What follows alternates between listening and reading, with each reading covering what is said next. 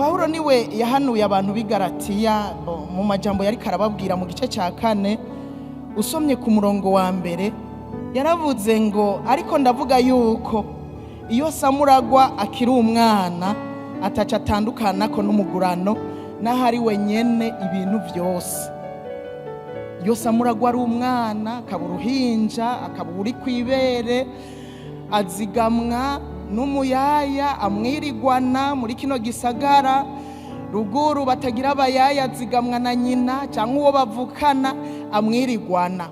Nubwo aba ari samuragwa ari wazoragwa ibintu byose, urumva naho bogira ibyo bagomba bo bikoresha ibyo bashaka ntacavuga kubera bakiri umwana.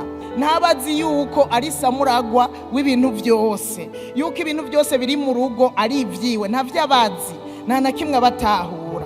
Natwebwe burya niko turi, iyo tubandanije kuguma turi abana mu buryo bw'imwemu nidukure nitumenya ibyo twarazwe, nitumenya uburenganzira bwacu, nitumenya n'agaciro kacu mu Mana muri Kristo Yesu. Ukazusanga rero turiko turahomba, ukazusanga turiko twitwara uko tugomba canke hariho ibintu biriko biraduca mu myanya y'intoke kubera tutarakura, twagumye turi abana mu buryo bw'imwemu. Ariko ukuze mu buryo bw'imwemu aramenya uwariwe imbere y'Imana, akamenya icyo yagizwe muri Kristo Yesu, akamenya uburenganzira bwiwe, hanyuma akabuhagararamwo, bikazana impinduka mu bugingo bwiwe, ariko kandi birazana impinduka mu bamukikuje, bikazana impinduka hakorera, bikazana impinduka mu kibano, bikazana impinduka mu muryango iyo utahura neza